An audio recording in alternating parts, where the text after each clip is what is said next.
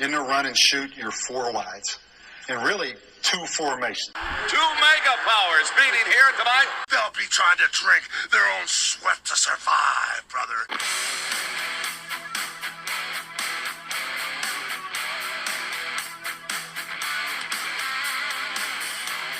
Welcome back to the Run and Shoot Podcast. On today's episode, we'll talk about sports and the lack thereof over the past few months.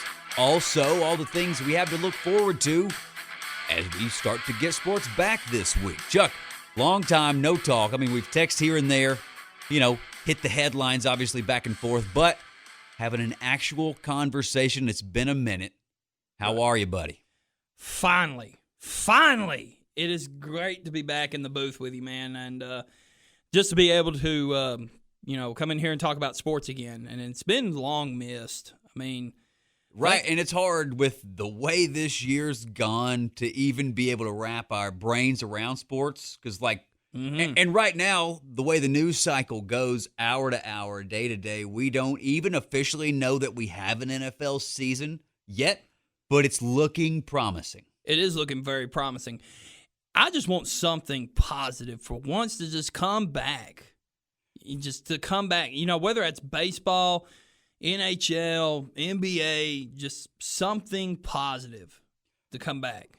For sure. We start with the pandemic where in the middle of that Jazz game, or where they're about to start that Jazz game, right? They shut things down. That's March. Here we are in July, the end of July, and we're just now looking to try to get back to some live sports. Right. And we've got to get back because, not only there's money at stake, but there's just fans clamoring for something. It just goes back to what I said. People are clamoring for sports to come back, even if they just got to watch it on TV. To be honest, I watch the Premier League. I don't watch that stuff. No fans in the stands. It's just like a scrimmage, but it was a live sporting event. Same thing with NASCAR. Live sporting event. It is back. Just seeing that makes me happy. Oh, and NASCAR's getting a lot more fans as far as that goes because they are one of the only sports that are up and going right now. Well, we'll get into that here in a minute. Bowling's back. Oh, yeah. Right? Cool. Bowling's back. You've seen baseball's been back overseas. We get American baseball back at the end of this week. We do. So we're recording this on the 21st. That's going to be upcoming later on this week. Right. We get basketball back after that. But you know what? We can breathe a sigh of relief. Amongst all this craziness, maybe we're about to get a nice positive distraction with sports. I agree. It's just let's just hope it stays positive. For once. Sure. But like you said, sports is back. With that being said, I want to just talk about some of the things that are coming back. When are they coming back? Hit us with it. What is it going to be like when it comes back? The NBA season, as you know, is coming back very soon. I think they're coming back by July 30th. It's supposed to be their first round of games. Now, what this does, as you know, if you haven't followed ESPN, if you followed any other sports broadcasting area, they're going to be playing in Orlando. It's going to be a bubble area where they go in and, play in this area. It's like a AAU tournament style, and you got 11 teams from the East, 11 teams from the West. It's going to be very interesting. It's going to be the biggest, most unpredictable reality show that we may have ever watched. And that's what fans need. Some little unpredictability. Positive unpredictability. People are just looking forward to this NBA because, like you said, the unpredictability, and there are storylines that we can look forward to. Like LeBron James is coming back, and he's saying he wants to win the championship and MVP, which he has the right to say so. I mean, he's turned LA around. But you just look at him. I mean, the guy, plays his butt off. He gets it. I mean, he's not got it done lately because you got to have a supporting cast. Anthony Davis helps out there. Kyle Kuzma, I think he's going to be quite the player, going forward as far as that goes. I was about to say Kuzma's going to be the one to watch out. He could be an X factor coming in. I mean, also you look in the West, to me, the two teams, I've got two teams here that in the West that could make noise. Who you got? I got the New Orleans Pelicans and the Memphis Grizzlies. And both of those teams are vying for the 8th seed. They're in that play-in. As a Grizzlies fan, I think I can go ahead and tell you that we're not going to see the Pelicans there. Just looking at the schedule, I'm just saying. I mean, just the way this. I mean, they have us. I mean, for the first couple of games playing the Pelicans. So here's the Grizzlies' schedule once they start back. So the first game, the 31st, 3 p.m. That's Central Time, I think. Yeah. They play the Trailblazers. Okay. From there, it's the Spurs, the Pelicans, the Jazz, the Thunder, the Raptors, the Celtics, and the Bucks. Ooh, that's tough. That last part of the schedule is pretty tough. So we get the Pelicans once. And they're a talented team, right? Ingram's come into his own there since he got traded from L.A. Right. They've got Lonzo. We'll see with the time off if they've got some chemistry together down there. Justice Winslow will not be playing. Yeah, I saw that news today. That's going to hurt. It's a gut punch, but he's not played yet as a Grizzly anyway, so he's not even had to really factor in. And the team, it's a young core that's overachieving right now, especially with a rookie in Ja Morant, Rookie of the Year. Can anybody even doubt that? I mean, no, I can't. But there's going to be doubters out there because everybody is. I mean, they want to give it to the Pelican star. They do. They want do. Zion in They the want playoffs. Zion. I mean, it drives me crazy. I mean, what he's done. Well, he's not even played that many games. He Exactly. he sat out to begin. But Ja Morant, I think, regardless of what even happens in these next 8 games, I think he's your Rookie of the Year. Could Zion upset that and really just go off in those 8 games and prove me wrong and change my opinion? Maybe. Well, he's just a media darling right now. Yeah, I think so. I think we're going to see Because a lot he's a of both highlight these reel. guys going He's a forward. highlight reel. They both are. Both of those guys are high flyers. They but are now high Ja flyers. Morant being the ball handler, and he's got more of the all-around game. Well, if Zion gets a deep shot and can really get that body into good shape, that's going to be scary. I agree. But Can he maintain, though? Because athletes like that, especially high flyers, the thing you've always got to worry about, the knee cartilage, the wear and tear on the body. You've seen it happen with several guys like that. And that's the thing with Ja Morant, too. I want to see him, put some more weight on that body, some muscle as far as that goes. And I just hope that both of those guys can hold up for the long term because they're both very exciting. Well, to me, Zion is a freak of nature. I mean, for his size, he's a freak of nature. He reminds me of like a Bo Jackson. Yeah. But I'm not saying he's, a Bo Jackson, but you saw when Bo Jackson in his career, it was just something, it wouldn't hurt. But he dislocated his hip bone because he's such a freak specimen, so much power, so much run. And it goes back to what I said. I think you're referring to the 30 for 30. Yes. So what they said, I think he got tackled and his hip came out of socket and then went back in the same play. And when he went to the sideline, the doctors said that's impossible, for it to come out and go back in. And so they didn't give him the attention he needed. He had internal bleeding in that socket. I can't get real medical with it as far as that goes. I'm not a doctor. Right. But they say that's what ended his career so early. And he was a freak of nature. I mean, he played baseball and football professionally. Right. Not many guys have done that. Deion did it too.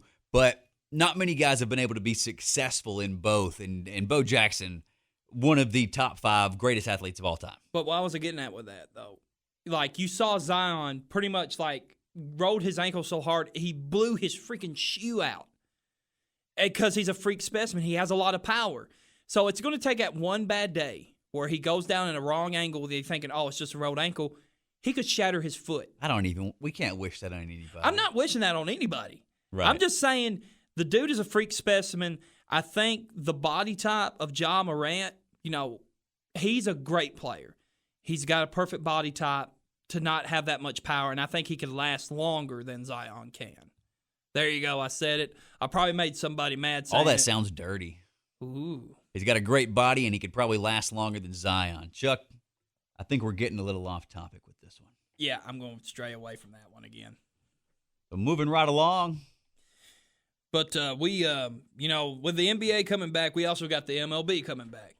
So what they're going to do there, after long discussions saying we need to do 82 games, 100 games, they finally come down to say there will be 60 games. And if you hadn't known already that the MLB and the MLB Players Associations have been going through bitter negotiations through all this. And for crying out loud, I understand that you're concerned about the COVID-19, but if you want to get paid your salary, you need to get out there and play, period. Right, and I think it's one of those things, it's tough to say. If they're under contract and they're concerned about COVID, I think it's a special case, this year, because this is something none of us have ever dealt with.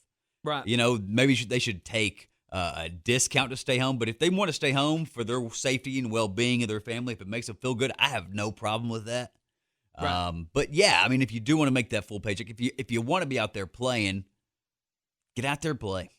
I think you need to play, period. I mean, we've got to return back to the real world sometime. I understand that this is a scary disease that's out there, but it's just like when the country was shut down, we eventually had to get back. Same thing with sports. Sports has got to get back. Yeah, but it's tough to talk about COVID and talk about it as if it's a story that's already wrapped up, because we may just be getting into the worst of it in the next couple of months. Fingers are crossed. I'm hoping for the best, preparing for the worst, and remaining positive that we get this thing, get a grasp on it, and that sports go uninterrupted, because that's the biggest wild card when we talk about sports, right? They can have all these plans in place as far as what you're going to do when players test positive and how you're going to do the testing, how frequently it's going to be, how you even do so when we talk about the NBA. What happens if you get to Game 7 of the NBA Finals and LeBron James and Anthony Davis had dinner the night before, both of them come down with COVID, and can't play? How does that work? It's just part of it, man. I think by that time, you talk about You're Game so 7. deep in, though. I think by that time we'll know how it's going to be treated. And I think we'll know. They said the other day that, I believe just yesterday, that so far 0 tests have been positive in the NBA bubble. That's true. So yes, it's great to see that they're handling things right. There's been a couple of low-key players that aren't like big-name guys that have already gotten in trouble and had to quarantine. I think one guy on the initial quarantine period had just left his room, and he had to quarantine for like an additional 14 days. He went to like pick up some food or something. That was the second guy. Yeah, the second guy went out, picked up some food, and didn't realize he had just crossed the boundary, I guess, so he had to quarantine as well. The biggest threat, and you've heard it all over the place, are going to be some of these Instagram models that you had a lot, and, whether it's to get some internet fame or not, you had a lot of those girls right off the bat saying, look, we've already got invitations to the NBA bubble. Not a good sign. Not a good sign. Not a good sign. You can't have those folks infiltrating. And I can't even remember who said it. Former NBA player the other day mentioned, if you're going to the bubble, because a lot of players do it, especially in the NBA, and they don't test for it in the NBA now on their drug tests. He said, however much weed you are going to bring to the bubble, double it. You're going to need it, right? You're going to need it. You can't bring your drug dealer with you, can you? No, you can't. I mean, you had an approved list. I don't think that guy makes the cut. No. But it just goes back to what I said. Even if you don't have fans, I think at this point we're at the door with fans. Yeah. Fans are not going to be going to these games. With that being said, if you're setting up these bubbles, if you're setting up this stuff, and I'm talking about all across boards and all across leagues, you're getting paid millions of dollars. You need to live up to your obligation just as much as I am as a worker. I did sign that dotted line as a worker saying that will come to work, hot, cold, go as high as you want me to. I signed that paper. Same thing with the NFL contract. So, NFL contract's got a few extra zeros. Well, any contract. Baseball. Baseball's got way more zeros than we can ever comprehend. NBA's got the regular zeros, but you get what I'm saying. You're getting paid. You don't have to have fans. I get it. That's fine. But if the league is proposing, stop fighting it. get out there and start playing ball. Who are we calling out here? I'm calling out the NMLB Players Association. Throwing a big fit about this. Throwing a fit about their salary getting cut. They're just saying. Right. Everybody across the country is dealing with something. One way or the other, especially financially. So they got to get on board. You're too. getting paid no matter what. You're getting paid whether you play a down when you play an inning. You're getting paid. Yep. I think it's time to shut up and get out there and play. Play the money's worth. Agreed. So there you go. There you go. I feel good. Got it about off your chest. You feel better? No. No? No. Right.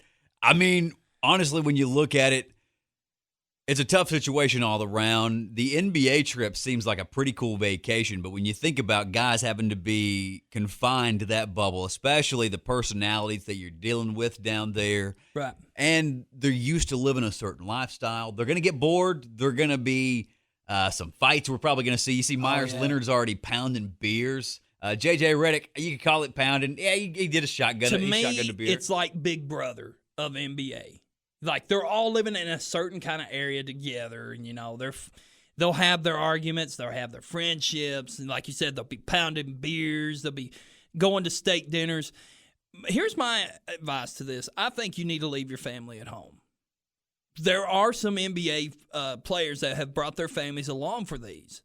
I don't think you need to bring your family. Yeah, but see, anybody that go in, if they leave, they have to quarantine to come back. There's testing and everything back and forth. I don't think that's a real big issue. What if you had an emergency?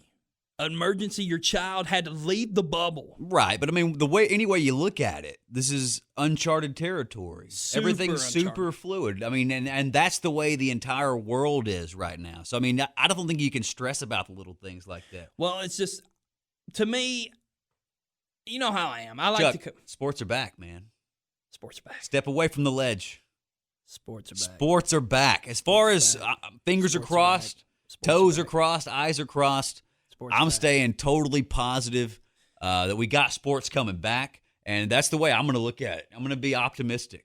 Well, that's how I am. I like to point out, I like cross your T's and dot your I's. Right. Especially with this bubble. I'm gonna bust your I think it's going to be fun. I'm excited about it. I can't wait to see how it goes, how the dynamics play out. Honestly, even if they would have said, look, let's seed these team outs, do a couple of buys, and do this NCAA tournament style, I would have been all down to pay for pay-per-views. I would love to see that. 22 teams, one West, one East, get to the middle. Let's do it. It's chaos one way or the other, right? I'm down. Sports is back. Sports are back. I'm going to be chanting that this entire time and probably driving all the way home. Sports is back. We got a lot to look forward to as far as that goes, you know? Right. So we've hit a decent amount on the NBA. MLB, it'll be 60 games for sure. And then give us a little look about how the NHL's relaunching. Oh, man, I'm so excited. Out of all of this, the format that they've done for the NHL, I think it's the most creative one they've done in any league. Now, I will be glad to get into this with you. Here's how this is going to work. The tournament is scheduled to be August 1st, so for you NHL fans, Predator fans, get ready. August 1st, NHL is back, so we can't wait for that. So there will be the Stanley Cup qualifiers, which includes 16 teams playing in a 8 best-of-5 series in a round-robin tournament among top 4 teams. The top 4 of those best out of 5 will go on to the next round. So this is like, you know how the World Cup of soccer plays? Yeah. So when you have that, they'll play for so long, so much, the series of 5, and the best record from that pool, the best 4, will move on. That's interesting. That is interesting. That is cool. Leave it to hockey to think outside the box when it comes to getting their league back on track at least. They're doing something that is not only engaging the fans, but it's also piquing their interest because this is something new. For sure. And who knows? Next year, maybe this could be wildly successful and could be the highest TV ratings in NHL history. And it could be something they can look at in the future, maybe the next 5 years. At this rate, all folks have to do this year so far is tune in, right? And Right. with everybody quarantining and trying to be safe, I expect some pretty high TV ratings anyways. I cut cable like last year. Guess what? It's getting cut back on tomorrow because live sports are back and I have to watch them. That's just the way it is. It's a necessary evil that I'm going to have to deal with. I'm looking at some different streaming alternatives, but I'm going to have to get the cable provider back out there. You might have to. Now, they're only playing in 2 cities. Okay. This is kind of like the Orlando deal. They've set up 2 cities to be hub cities. What are those cities, Those cities are, let me look at my notes. I've kind of lost my place here. For the Eastern Conference will be Toronto, and for the Western Conference, for the 12 teams, will be Edmonton. Edmonton, okay. No, yeah, Edmonton. That is right, Edmonton. So they're staying in Canada. Also, the site of the conference finals and the Stanley Cup finals will be Edmonton. Okay. So, we've got our locations. I kind of like this. NBA could have done it. They could have gone another location. Like, maybe the West, do maybe not LA, maybe Anaheim or something. And then do Orlando in the East. That's what I thought they should have done. I think you're smarter just keeping those guys under one roof the way they're doing it right now. True that. Especially staying away from the major cities where a lot of the spread's a little bit more significant, But now Florida being one of the hotbeds, for that to be one of the locations, I questioned that initially. But it looks like they're handling things. I give them props. They said they've got that on lockdown down there. And I trust, the NHL, if anybody can handle it, I feel like they can probably handle it. Right. So, you got this system. It'll be a testing system. Like, they're going to be testing on a regular basis for COVID-19. And I haven't even looked, but I'd imagine, because they did the face shields for NFL, I'd imagine for NHL it's much easier, right? Because not every player has a face shield, but every player could attach one to that helmet. Majority of the players in the AHL have that little visor from Oakley. So I wouldn't be surprised if they do like a full. Yeah, I think they can figure it out if anybody can. Yeah, they'll do it. They'll have, each team will be permitted to travel with a maximum of 52 personnel, including players, coaches, and staff. It didn't say anything about their families. So they're probably playing the smart and saying only the players, coaches, and medical staff. Okay. Fair enough. Now, the 4 top seeds in each conferences will not play in this Robin round at all. Okay, what do? They're just waiting? They're just waiting. Like I said, the 4 best teams from the Robin rounds on each conference will play the top seeds. Okay. So your top seeds for the East goes as follows. You got the Boston Bruins for the East, Tampa Bay Lightning, Chicago Capitals, and the Philadelphia Flyers for the East. For the West, you got St. Louis Blues, Colorado Avalanche, Vegas Golden Knights, and the Dallas Stars, which to me, all three of those are Predator rivals. So, either way, I'm going to enjoy when we actually get past, be the top 4 and knock one of those bums off. Absolutely. And who knows? It's all up in the air from here, and especially the way that tournament's formatted, it's going to be very exciting. And, hockey fans are some of the most diehard fans out there. Yes. They'll love every bit of this. Now, for the National Predators, if you're listening in, for the Nashville Predators, they will be playing the Arizona Coyotes as an opener. Be expected to see the Chicago Blackhawks some. You're going to see the Edmonton Oilers, which is like a home field for them, with them being in the western side, which will be in Edmonton. So that's like a home field for them. You got Vancouver Canucks playing with them. Minnesota Wild, the Calgary Flames, the Winnipeg Jets. A lot of Canadian teams in the West here in this Robin round. So you're going to see a lot of hometown teams. You're going to see a lot of Canadian teams be favored here, in my opinion. And I'm going to be honest. I feel like the Nashville Predators are not going to be one of those top 4. We felt before all this happened, we were kind of falling apart. We fired our bench coach. We got rid of Subban. There was just a lot of things happening. Kind of like taking some of the pieces apart.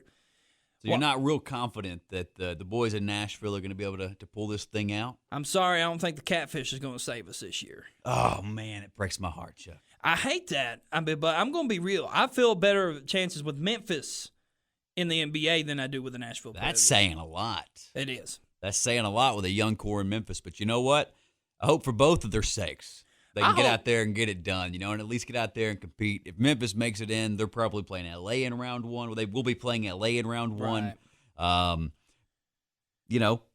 But some- just for anybody listening, for the East Side, you're going to have, other than the first seed, you're going to have the Pittsburgh Pelicans with the Montreal Canadiens. Penguins.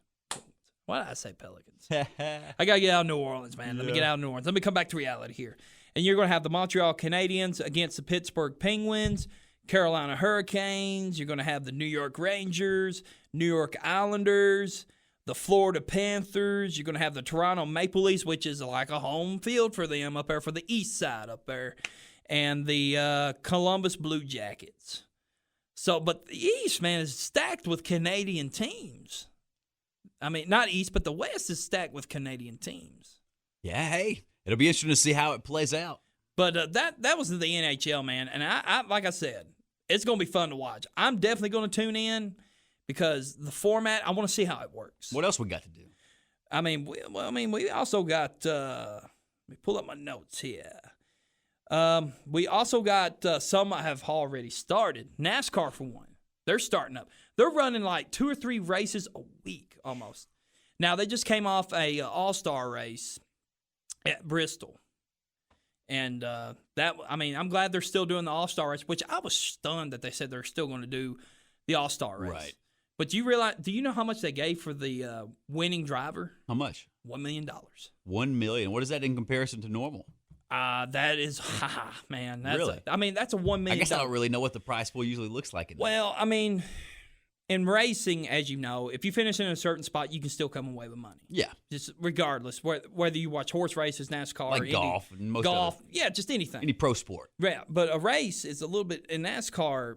They have a certain amount of purse for like the winner, maybe like 200,000 or 300,000 in some tracks. Some like Talladega could be higher. Yeah. Daytona's going to be higher. But first place there took a million. Cool mill. But when they do this all-star race, it's like Wild West.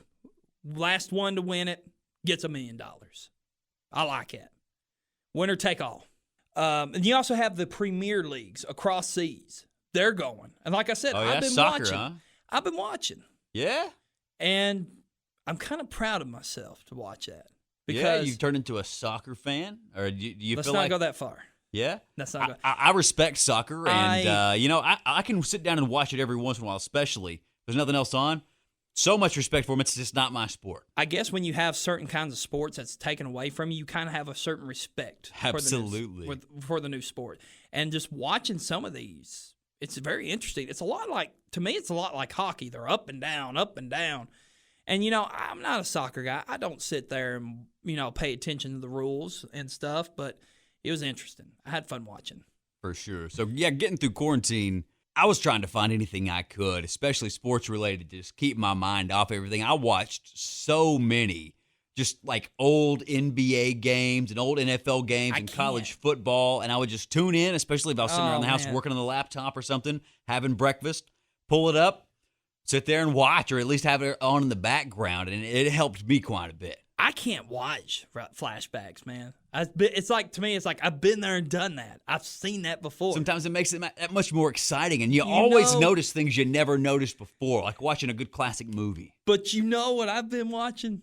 Old WWF matches back in the 90s and the early 2000s, especially the TLC matches between the Dudley Boys, Edge and Christian, and the Hardy Boys. Oh, man. Those like my were childhood. Man, I realize now compared to what WWE is now, they're not even close. Those matches separate the boys from the men. That was so much fun to watch. I still appreciate all the old wrestling, and I love all the old school wrestling guys.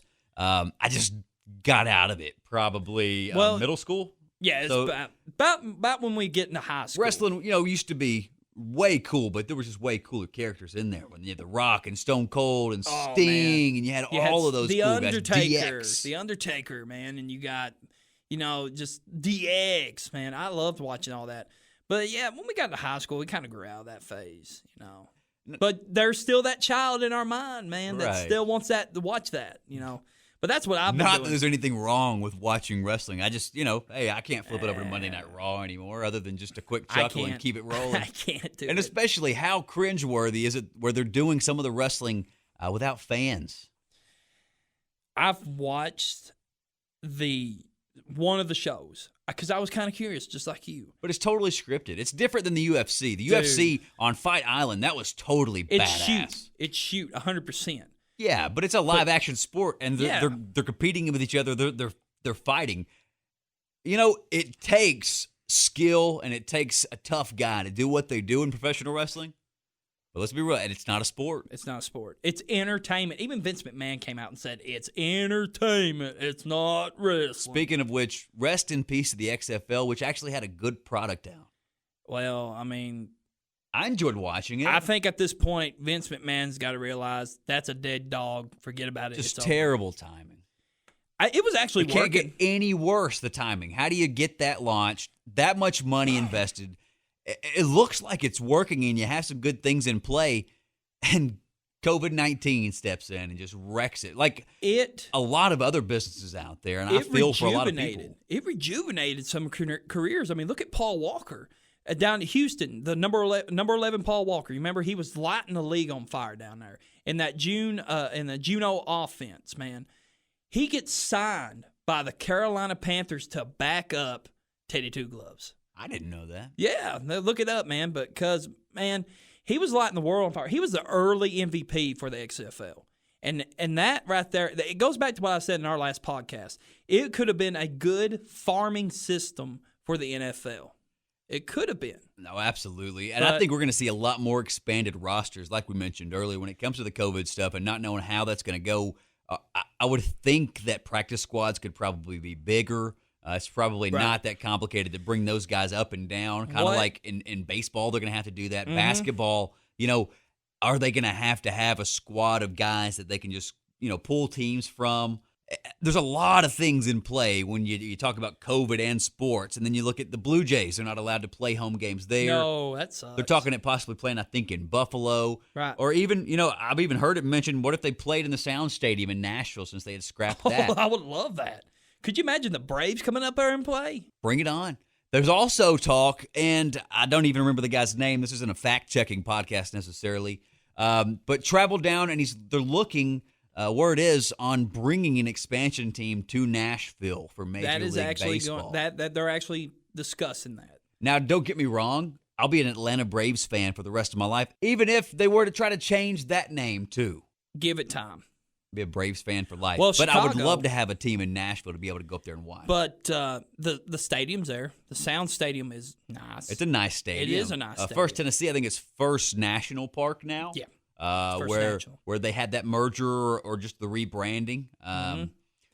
But it's a beautiful park. It's a great night downtown Nashville as far as that goes to get out there and watch that game. But I think the proposal is to bring an MLB team in and build that stadium next to Nissan Stadium there next to the river.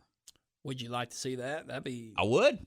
Now I think Nashville could handle it. Now NASCAR has made a deal with Nashville. They're going to have races in Nashville. No, I'm excited for that. Hey, I've been there. I've been to a couple of the Busch races down there. They are a blast. A lot of good people down there just to watch some good old-fashioned racing. That's why I like, the simplicity of sports. They don't want no political statements. They don't want to hear your BS. They just want to sit there and watch a good race / game. Right. That's all I mean. That's the sports fan in me. Politics is one thing I try to stay out of. All of it. I'm all for unity and equality for everybody and loving everybody. But look, man, when I turn into sports, I want to watch sports. It's my getaway. It's like I'm taking myself out, like all the stresses in the world, whether it be at my job, my home. But there's like that time on a Saturday or Sunday, maybe even a Monday, that I just want to go home or go to the game and just not be Chuck Hicks, the worker, the family man. I want to be Chuck Hicks, the screaming sports fan, saying you suck, ref. I want to be that sports fan, but that sports fan, it like balances me. You know what I'm saying? It gives a good balance. Absolutely. It helps us. It's therapeutic. It's our escape. It gets you out of the stress and puts you into another stress that you can, get over real quick. Yeah, it lets you get your blood pressure up for all the wrong reasons, screaming at the television. But you know what? It's something that we all love. And, when we talk about going and seeing live events, I don't know when we're going to get to do that. It's going to be There's all next kinds year. of proposals, and some states are doing like half capacity. I know New York's already said that as far as NFL, fans aren't going to be allowed there. The MLB, they're not going to have fans, but they're doing the cardboard cutout thing, which I think is just pretty cool, That is right? cool. I know the Braves have said that they're going to be doing it. A lot of other teams are offering different price ranges to have your cardboard cutout put in an empty seat so you can see it on the broadcast.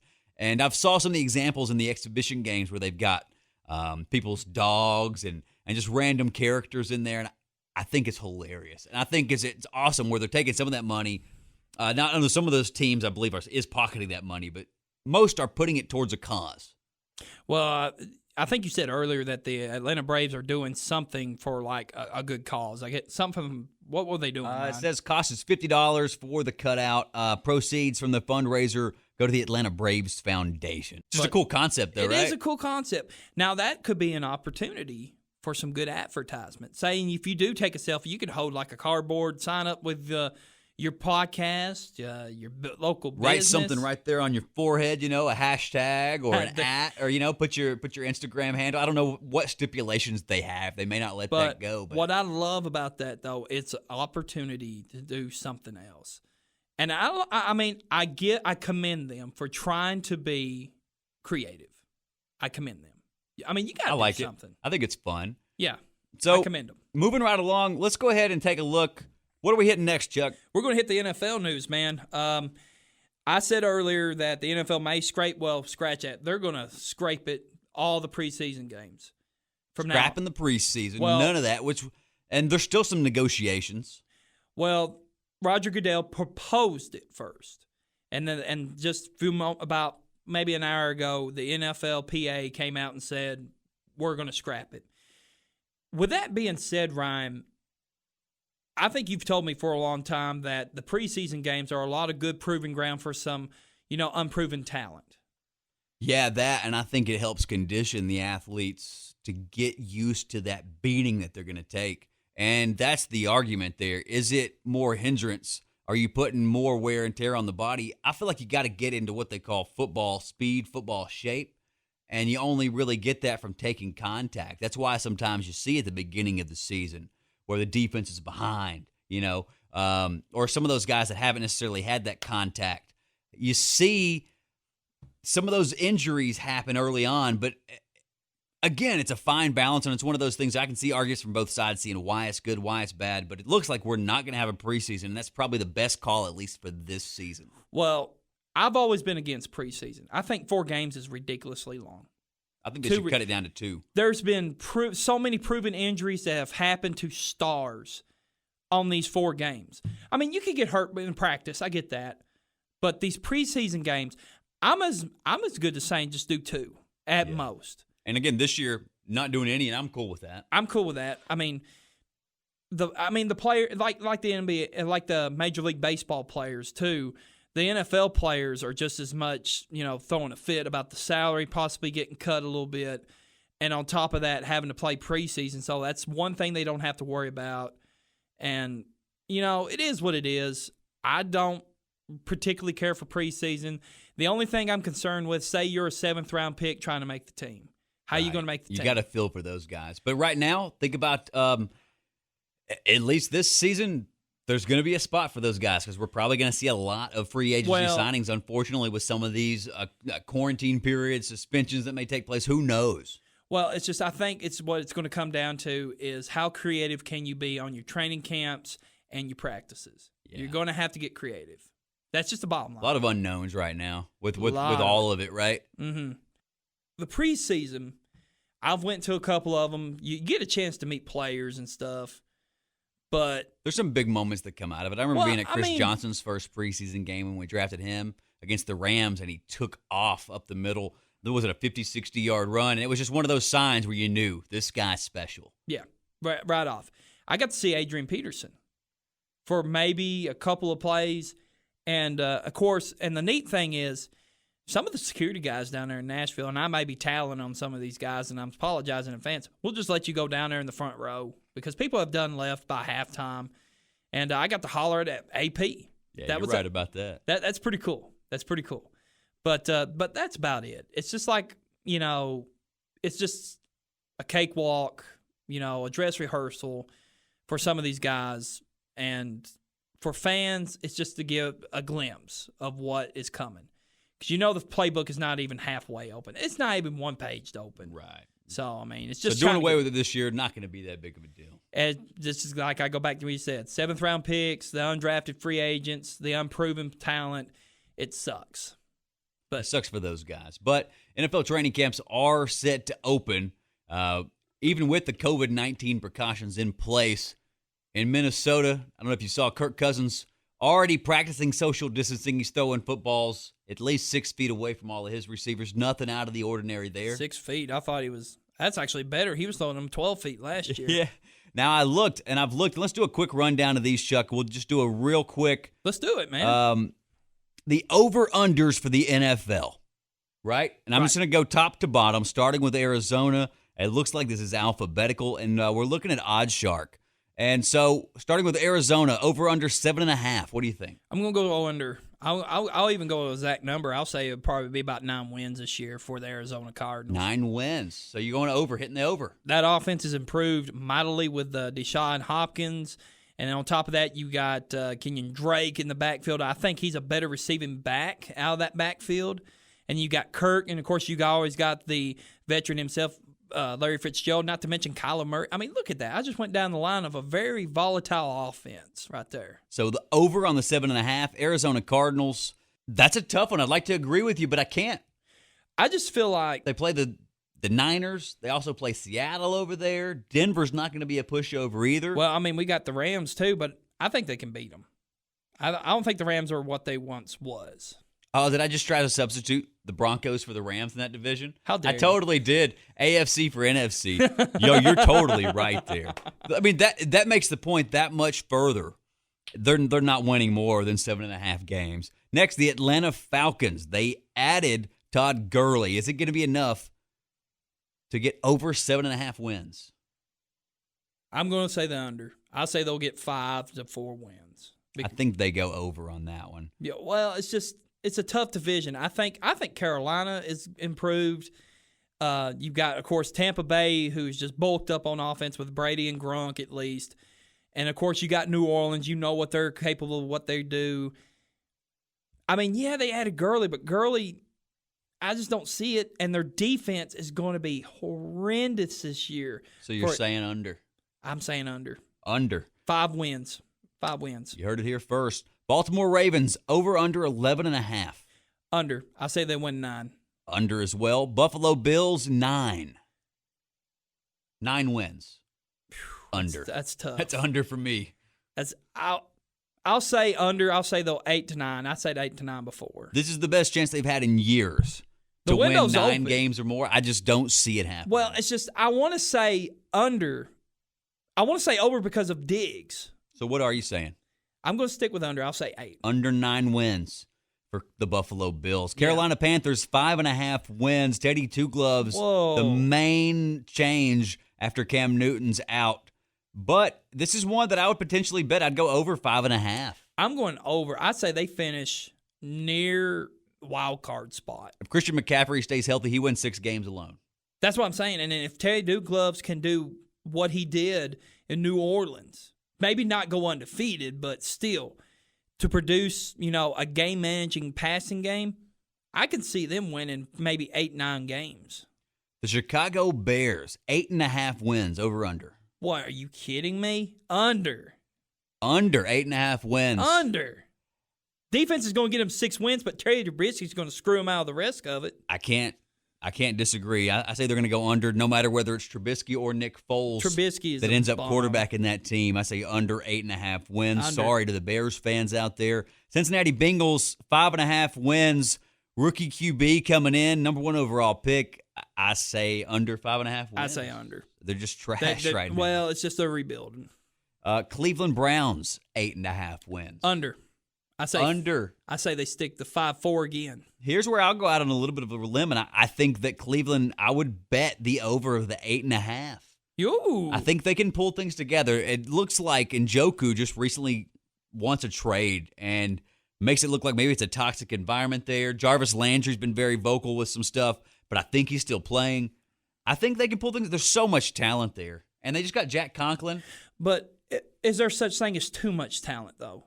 No. Chubb, to me, is the only real talent they have. There's never a such thing as too much talent. I think there is. That's the most ridiculous thing I've ever heard. Especially when you get too much talent that is not with the game plan. Too many mouths to feed if it's Exactly. divas, but I think these guys can pull things together. I think they're going to be fine. I don't think Odell's been that bad since he's been there. Now he's actually been Baker relatively- Mayfield is what's really going to be pivotal here, and I believe in Baker Mayfield. I think he can do it.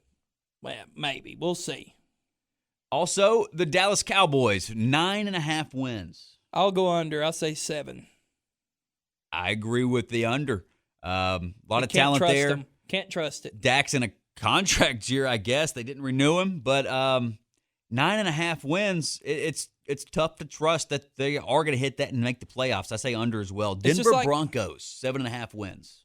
7.5? You kidding? 7.5 wins.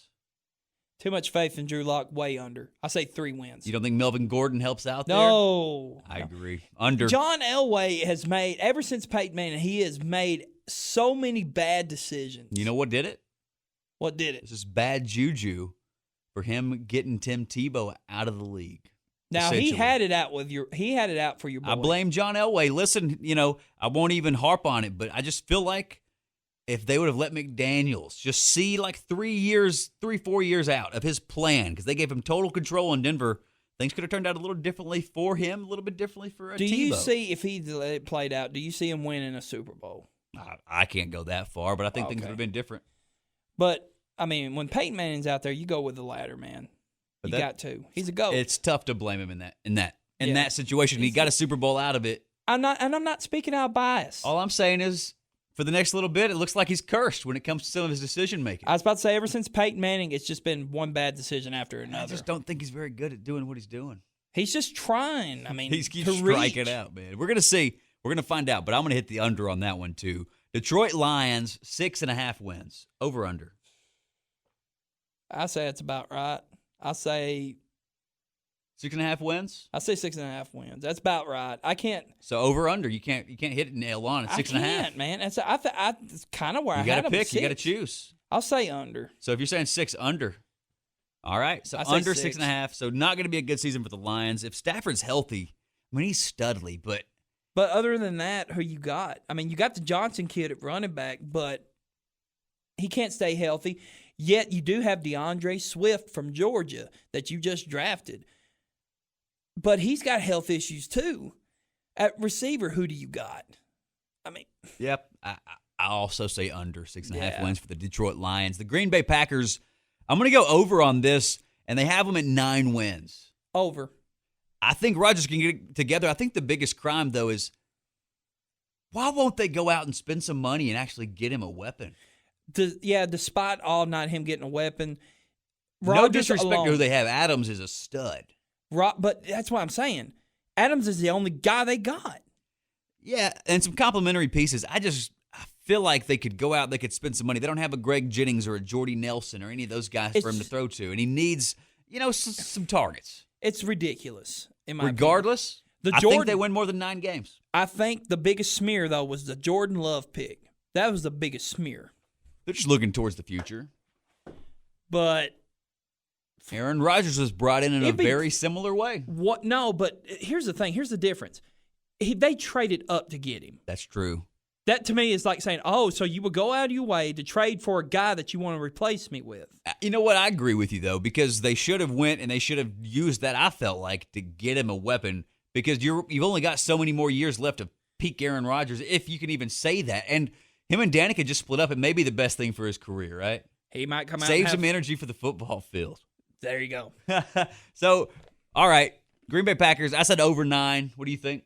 Over? All right. Over. Give them a lot of credit to the Cheeseheads. Houston Texans, 7.5 wins. Under. Under. I agree. The Houston Texans made some moves. They've been a little crazy. Bill O'Brien, he's known for that. He's a knucklehead. I'm going to go with the under. The Indianapolis Colts, 9 wins. Are you freaking kidding me? Phillip Rivers comes in. Brissett goes to the number 2. I think it's comical to think that they win 9 games.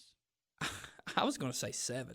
I say under. I don't know that I can give under. you a number, but I just don't see them. It's just anytime the media talks about the AFC South, they cannot get the word freaking Indianapolis Colts out of their freaking mouths. You know, all respect to Phillip Rivers, but unless there's some kind of way that they talk Andrew Luck out of retirement, they're not winning 9 games. Now, I do like their move when they drafted Eason. That's who I wanted for the Titans. And he's like their 4th string quarterback, right? 3rd string. Depends on how him and Chad Kelly pan out. Obviously, you think he's going to beat Chad Kelly out for the job. Otherwise, he don't need to be in the league. Well, exactly. But I wanted him as a Titan. But that's just me talking. Go ahead, Ryan. So, Indianapolis Colts, we both said under. The Jacksonville Jaguars, they've set the bar low here, 4.5 wins. That seems about right. You have to go one way or the other. Gardner Minshew, can he get it done? Can he win 5 games? I wouldn't bet money on it, but if gun to my head, I had to pick this. They have to. I think they have to win more than 4.5 games. I don't see how they do it. But, man, could they be really that bad? You know what? No, I can't. I cannot go that far. I'm going under. How about you, Chuck? Ladies and gentlemen, let me tell you how under I am with this. 0-16. 0-16. You think they could be the next team to do I it? think it's just they're not even trying. They'll win a game. They'll win 2-3 games. But they've ripped apart that defense that was once so good 2 or 3 years ago. For sure. They're going to. I think eventually in time they're going to trade Fournette. Well, the moves that they're making, it makes it pretty clear that they're just in rebuild And mode. I think they're going to have their sight sets on a quarterback, maybe like a Trevor Lawrence, come next year. I say 0-16. Yeah. I say way under. 0-16, and then I think they're the team that, if a team moves across the pond eventually, that's going to be those guys. Is that my Maybe hate? they're looking forward to that. Who knows? Is that my hate for the Jaguars talking? Maybe. Maybe. Are they Maybe. trash? Absolutely. Absolutely. Moving on. Ugh. Ugh. The Kansas City Chiefs coming off a Super Bowl win. They have them at 11.5. I'll go under 11.5, and I'm not just trying to be controversial. What about you, Chuck?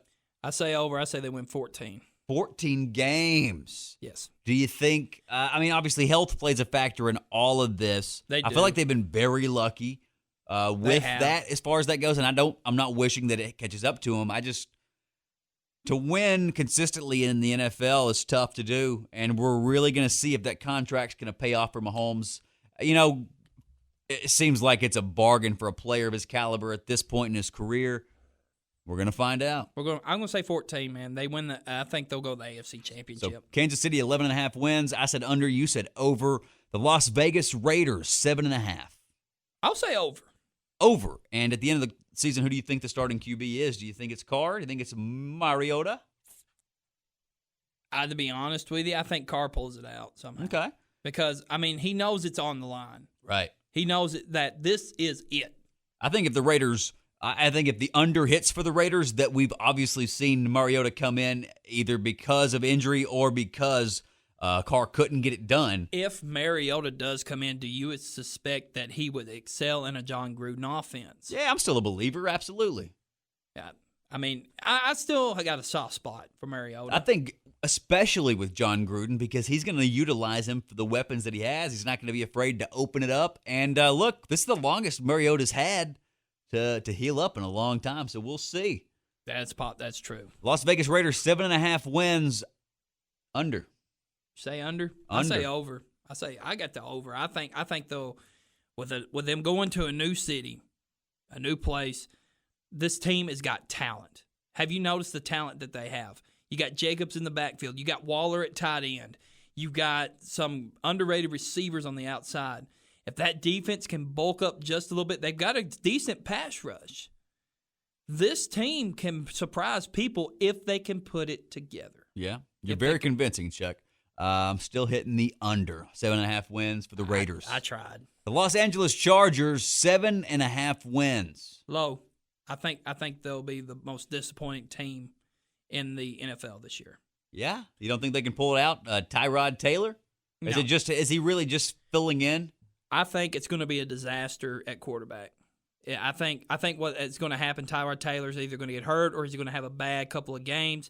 You're going to force this rookie in, Justin Hubert in, and try to save the team. And I mean, name me an Oregon quarterback that's actually done anything in the NFL other than Marcus Mariota. I mean, Marcus Mariota has actually done more than any. Joey Harrington? Oh, man. I mean, I can't really think of a quarterback in Oregon history that done well. Other than Marcus Mariota is probably the most accomplished Oregon Duck quarterback in the NFL. Think about it. He's won a playoff game. He did in a comeback. I mean, he's been to the playoffs. I can't say that for any other. But You may be right. So, just to me, I feel like that, and it's a shame because the Chargers got talent too. But I just feel like that's going to unravel down there. So Los Angeles Chargers 7.5. You saying under? I say under. Yes, sir. The Los Angeles Chargers 7.5 wins. It seems like a tricky one, but I don't think you can overthink that. I have to go under there too. The Los Angeles Rams, the number they have them at 9 wins. Over or under? Way under. I think they finished dead last in the NFC West. Right. Gurley's gone. I think he's going to mean more to them than what they thought. I'm not a believer in that quarterback. I'm not Jared a believer. Goff. No. Sean McVay is going to figure out to get wins, but it's not going to be enough to even compete in the NFC West. No, I don't think they get anywhere close to 9 wins. No. The Miami Dolphins 6.5. Wow, that's high. They're still in rebuild mode. I say under. Under? I'll hit the under there too. The Minnesota Vikings 9 wins. Under. Under. Kirk Cousins, not a believer.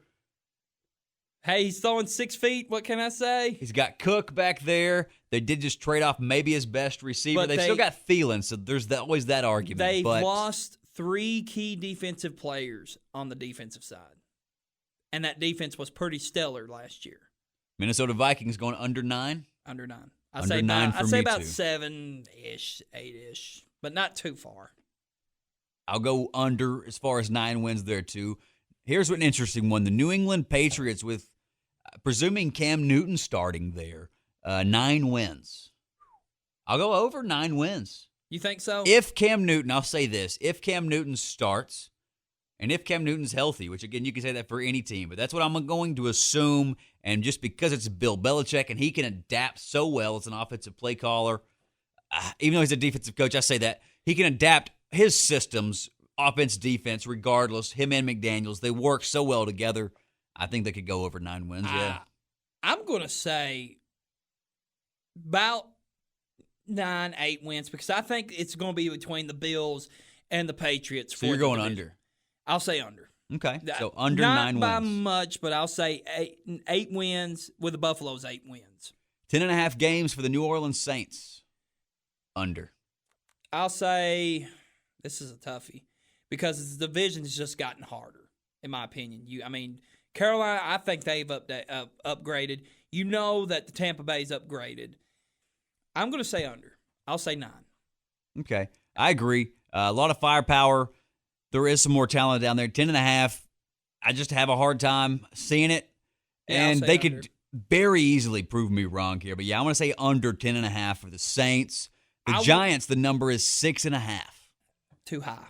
Too high for the Giants. You don't think that the young core can get things going? I think there's still like 3 wins. I say under. It's hard for me to go either way. And if I got to make a decision, I'm going under on that. I'm not one a too. Daniel J. believer. I'm not a Daniel Jones believer. Sorry. I think the guy, I thought they drafted him too high. I still think he's still got a lot to prove, and I think he'll crumble. I'm in that same boat with you, but we're going to see another unproven quarterback. But he did get the addition of a stud running back last year. New York Jets, 7 wins. I'm going to say under. Under. I don't even think explanation's needed on this one. I'm just going to say under. The Eagles, 9.5. Accurate. I think they'll win the NFC East for sure. I think I wouldn't be surprised if they won 12 games. So you're going over on 9.5. I'm going on over. That's all right. So I could see that. I'll go over 9.5 for the Eagles. If Carson Wentz, again, you can talk about health with all these guys, but assuming Carson Wentz is healthy, he's a pretty sharp quarterback. He he's played a guy all that last year. You want to hate on, but you can't. I love the guy. The guy, I mean, when he's on the field, he's fun to watch. And he played all last year, got him to the playoffs. I just don't know if he's got the weapons around him, and we'll see. They've got Deshaun Jackson back there, too, to take the top off. We'll see. 9.5. Somebody has to win those games. Yeah, I think, like I said, if it's not going to be the Cowboys, if it's not going to be the Giants, I'm somebody's gonna going to say- have to do it. And we've not already talked about the R words, but they're not doing it. So, Philly, 9.5. We both said over on that. That may be a stretch. The Steelers get Roethlisberger back. Right. 9.5 wins is the number. I'd say that's fair. 9 wins. But I'm gonna take the under. I'll say. Under? I wouldn't be surprised if it's 8. Just thinking between the Ravens, I can see them dropping one to the Bengals maybe. I think they finished third. You think they finished third? Yeah. I think Cleveland and Baltimore will finish ahead of them. I'd say they finished second, maybe even playing contention for a wild card. A lot to say a little. Pittsburgh Steelers, 9.5. I don't think they get anywhere close. I'm going under. Oh, okay. I mean, the running backs got to get better for Pittsburgh. Connor's got to get better. I think James Conner's a stud. He's been the big bright spot last year. Just don't let Mason Rudolph get on the field and run his mouth. That's all I got to say. Or he's going to get his head knocked off. Oh, man, I forgot about all that. Yeah, just saying. San Francisco 49ers, 10.5 wins. Over. I think that I wouldn't be surprised if they be one of the contention top teams in the NFL. Big believer in Jimmy G. Not only that, it's just they got a good running backs, best tight end in the game, best defense in the game. Plain and simple. I mean, I wouldn't be surprised if they're 15-1. The Rams, the Seahawks, the Cardinals. I think they're still a little bit better in that. It's just like the 49ers are on another level than the Seahawks, Cardinals, and the Rams. It'll be competitive. So you think they're going to win it, but you're going to think over 10.5. I'm going to go over 10.5. I'm going to go under. I think they fall back a little bit here. They made it to the Super Bowl this last year, but I'm not yet a believer in Jimmy G. The running game was tremendous for him last year. Now, when you say fall back, are you saying fall back they missed the playoffs? I'm not saying that. You can win less than 10.5 games and make Exactly. the playoffs. I don't think they can, though, with the teams that are around them that they have to play twice a year. I just don't see it happening. No, I don't see it. Okay, we'll see. We shall see. But the Niners, I could say I don't see them winning 10.5. I could see them still getting in the playoffs that way. I mean, as long as they get in, right? The Seahawks, 9 wins. I'll hammer the over on it. So, are they your favorite for the NFC West? Yeah. Okay. I mean, you can't go wrong with either of them because they're both great caliber teams. Russell Wilson, I think, is one of the greatest quarterbacks that we've had the pleasure to watch over the last, decade, right? Yeah. I feel like he's a stud. I'm a little bit biased because I just have fun watching that Seattle team play, but he's got a lot of weapons around him right now, too. The offensive line, as always, for Russell Wilson, and just for that type of quarterback, the mobile guy who's quite unpredictable, right, and get out of some squirrely situations. Yeah, I mean, The offensive line's always a question mark. that is true, but that defense is starting to make its way back. It's not exactly the Legion of Boom, but Seattle has a ways of grooming those guys. I mean, they've probably got a good linebacking core, probably best in the league. I agree with led by Bobby Wagner. So I'll say, Do they win more than 9 games? I'll say under 8. All right. So under 9. Seattle Seahawks, I'm going to go over. The Tampa Bay Buccaneers are at 9.5. What do you think about them? I have them finish third in the NFC South. So you're hitting the under on that. I'll say under. I'll say over. 9.5. Too much offensive power. Decent defense, and that's probably putting it very lightly. They've got some real key players down there. We'll see how it all comes together, but I think, yeah. It's just not having that time to get ready with Bruce Arians, him and Tom Brady. I mean, they could find ways to communicate with each other during all this COVID stuff. Brady's been practicing. Even when they said that it wasn't recommended, he's down there practicing with his guys. He's been doing some off-season stuff, and he's been inviting folks over. I'm sure there's been a little more going on behind the scenes, and this has been in the works for a while. I just feel like, it's not going to work. So he's going under. I'm going over 9.5 for Tampa Bay. Here's the big one for us, the Tennessee Titans. We just re-signed Derrick Henry, got that deal done at the last second. As the clock went off, we're waiting to see if Clowney comes, and with all the moves we've made with Casey and some of these other guys, I feel like we've got to be bringing Clowney in. I'm still hopeful. Regardless, they have this number at 8.5. I'm kind of disgusted. It doesn't surprise me. Let's just go back to what I said about Indianapolis. No rider cannot get NFC South out without mentioning the Indianapolis Colts because they have such a hard-on for them. Yeah, when they talk the AFC South, for whatever reason, they do. It's a love fest between them and the Houston Texans. And it's the Houston Texans. And for good reason. Deshaun Watson's a stud, too. But I think you got to put a little respect on what the Titans did last year, and they showed what we want to get out there and get done. A lot of people look at just the numbers in the playoffs, especially when it comes to Ryan Tannehill. And you see 2 games where he didn't throw over 100 yards, but he did what he had to do within the game plan to get it done and made some clutch plays. Pull the film up on the Ravens game, and he made throws on a dime. And when you got a guy that's running like Derrick Henry behind that offensive line, it's like when you're playing somebody at Madden, right? And they get mad that you're running the same play over and over, the same 3 plays. But look, if you don't like it, how about you do your job and stop it? I was about to say, you stop me from doing it. And when you got to attack like that, you pound it, you pound it, you pound it. And when they do make that change, it's so much easier to go ahead and hit that play action, hit it over the top. And it worked. You saw that, too. And it worked. And you know what? We did it last year. We shocked the world. Nobody loved us going into the playoffs. And they definitely hated us when we got to the AFC Championship because we ruined the matchup between Lamar and Patrick Mahomes. We have to address the backup quarterback situation. That's the one way I could see us hitting the under here is if something did happen to Tannehill, God forbid. God forbid. But 8.5 wins, I think that's an easy over. It's over. I think we win the AFC and South. I'll bet that line. Am I speaking from a biased fan standpoint? Maybe. Absolutely, we are a little bit. But from a common sense standpoint, 8.5 wins, I think it can easily be done. But you got basically the core back. I mean, other than Casey and Conklin, we addressed the needs in the draft.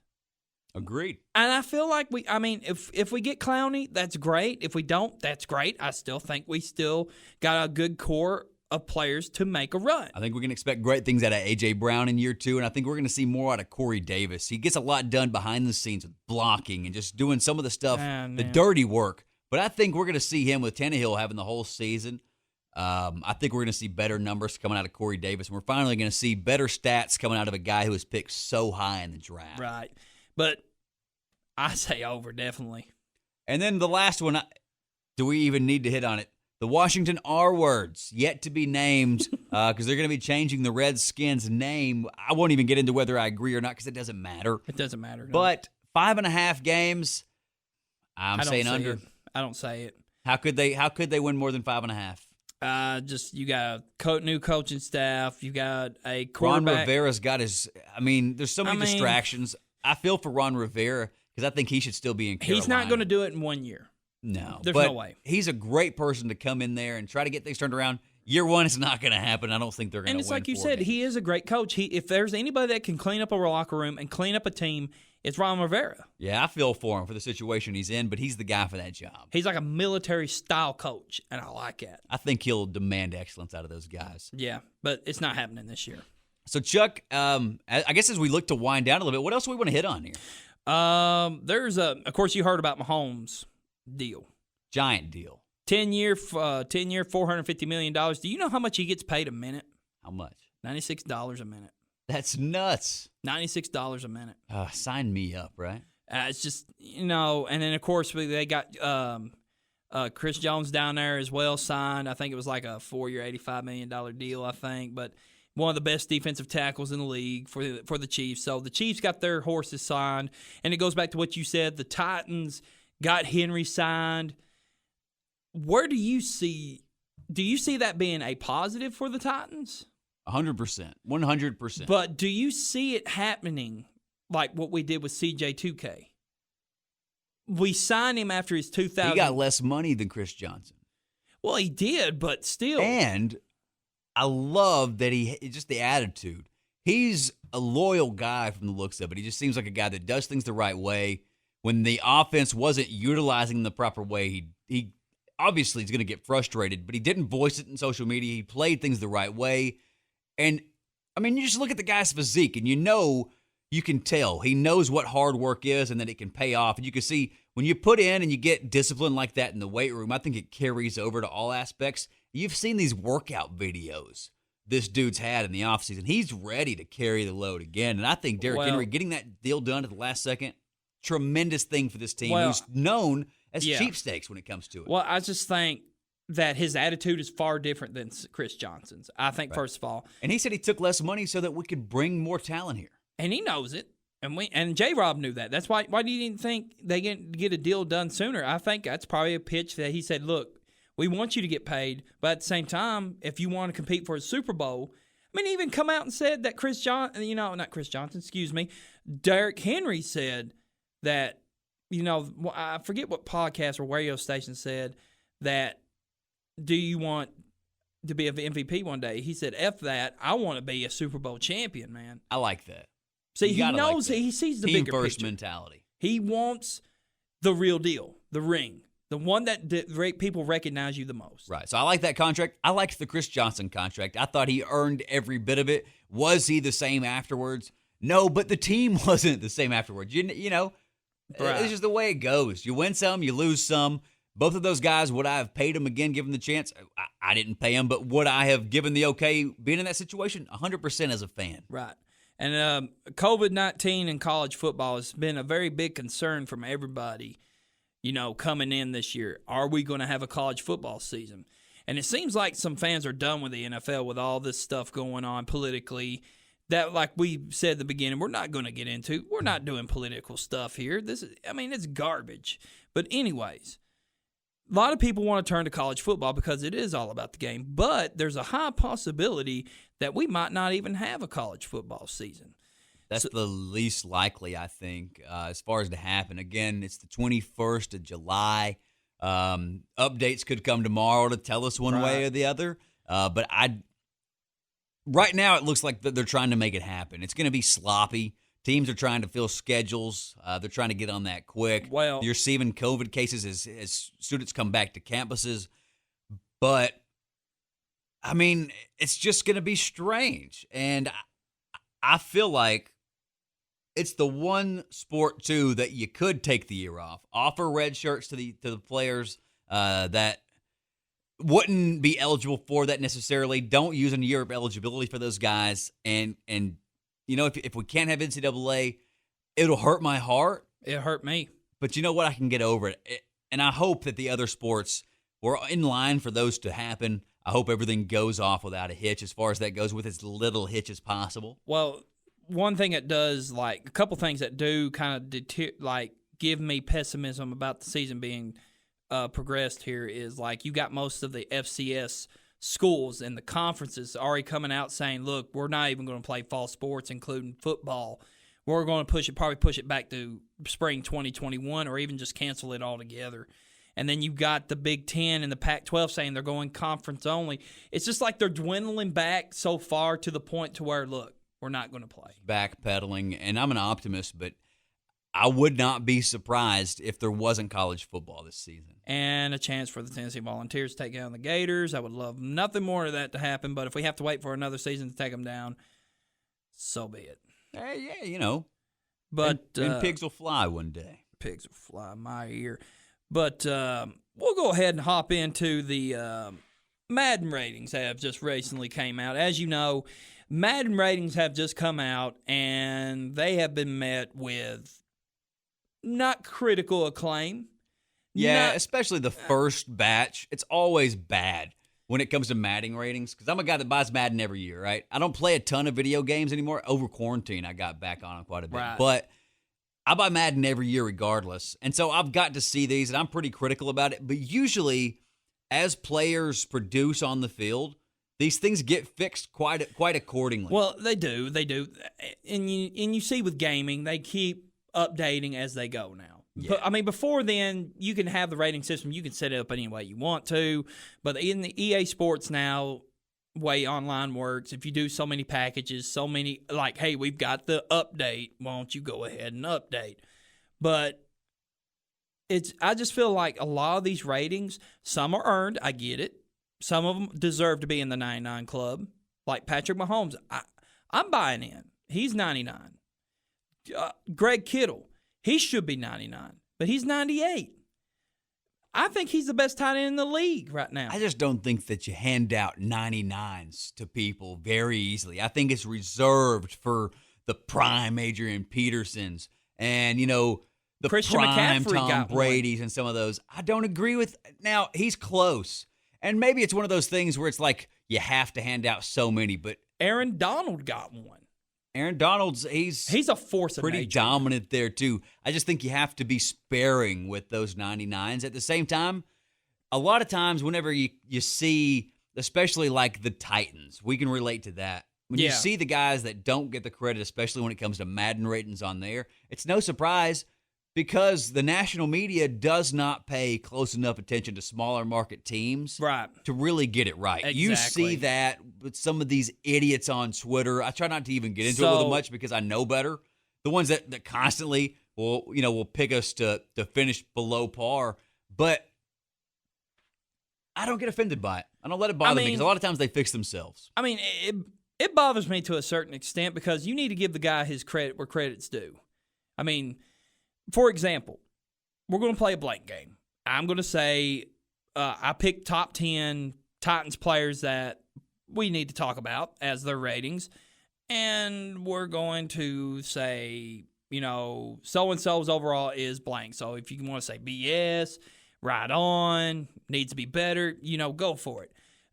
Let's start with the first one, the obvious one. The best-rated Titan on the team, Derrick Henry. He is rated at a 93. His 93 rating overall is what, Ryan, to you? It's fair. You think it's fair? It's fair. I would imagine his stiff arm ratings got to be a 99 after what we Negative. saw last year. It's 96. And that's fair too, I guess. 96, I won't complain about that because I think it's only going to go up. But if anybody in the league has a higher rated stiff arm, it's a crime.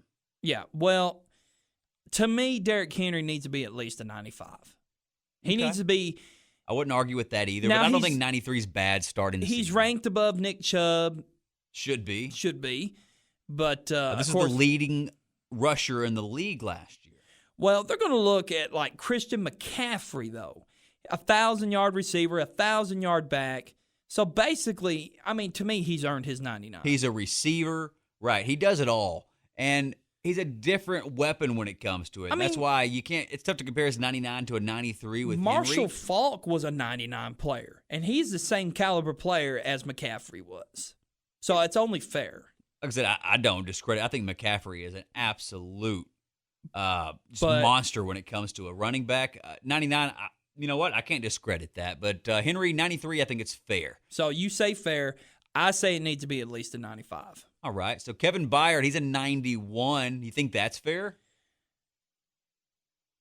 I wanted to say no, but at the same time, it's okay. I mean, it's top 5 in safety in the league right now, so fair.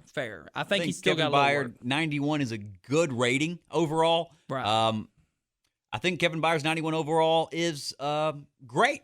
I think that's a great rating for So him. you think he's overachieved? No, I don't think he's overachieved. I think it's on par for where he is in his career, and I think he'll progress to an even better player. I mean, I think it's right. He's still young. It's He's a in his little fourth low. year, right? It's a little low, but I'm not going to complain about it. It's a little low. Right. As a Titans fan, I'd like to see both of those guys in the hires, but I think we will if need be, if they perform on the field.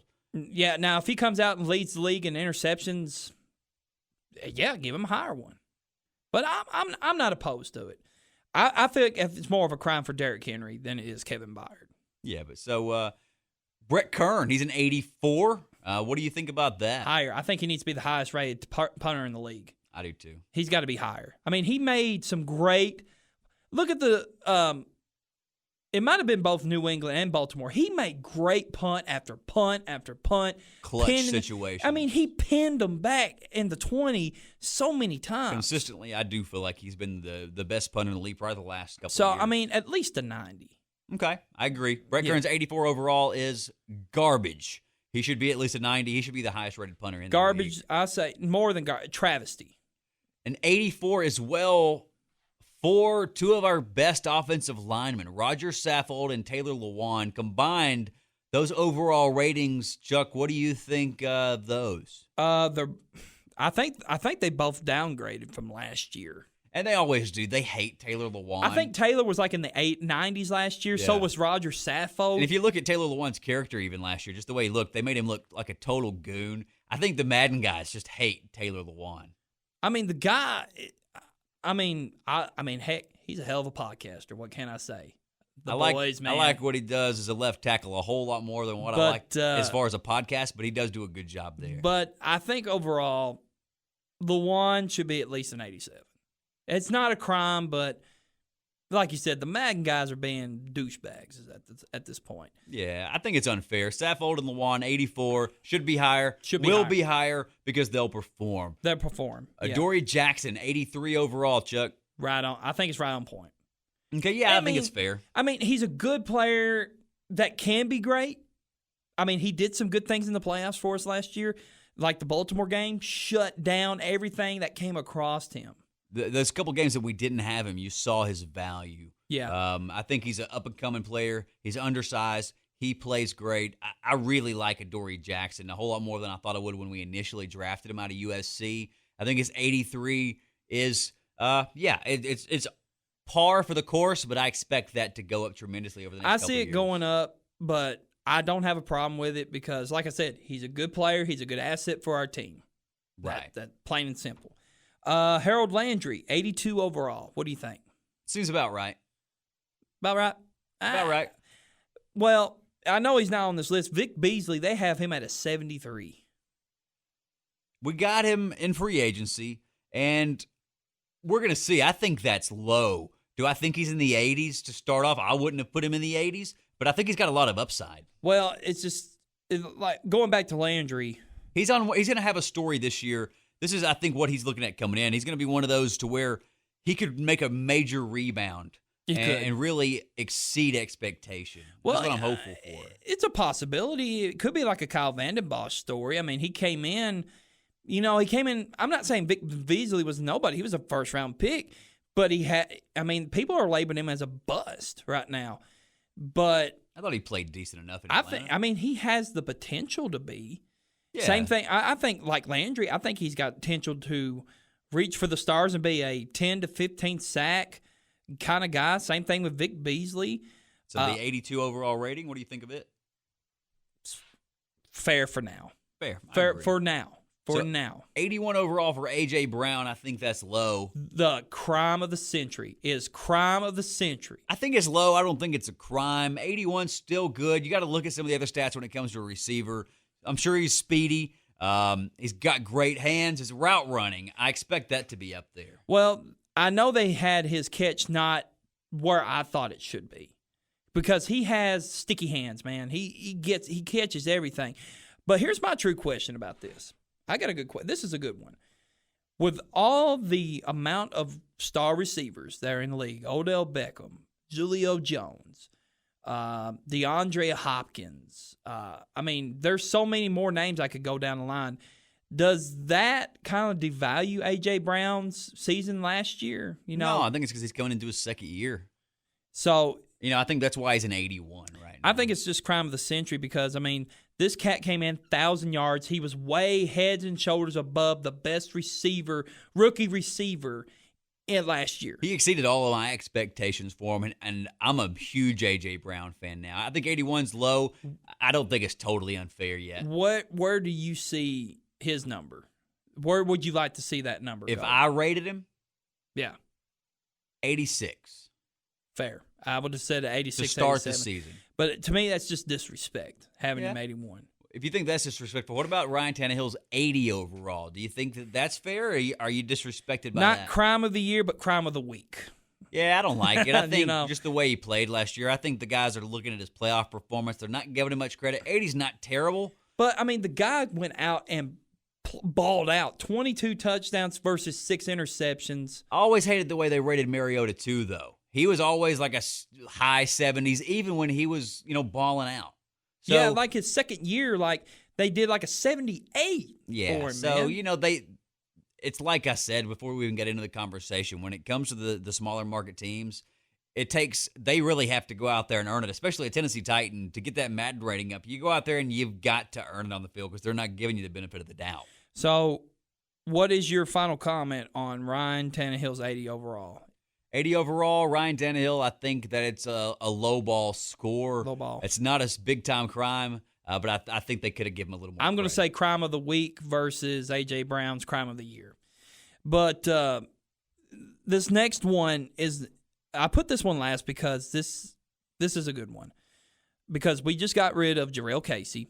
He's going to be a Denver Bronco, which is a travesty how much we got rid of him for. 7th round. It was a cap cut. I mean, he even said that is disrespectful. I mean, I hated that because I love the cat. But now I think we traded him because we know this cat right here I'm about to mention is going to be that force to pick up where Casey left up to probably even more. Jeffrey Simmons, the guy we drafted first round, is a 79 overall. 79 overall is what to you for him? That's fair. Fair. Again, I hate to keep using the term fair. I think that's an all right rating.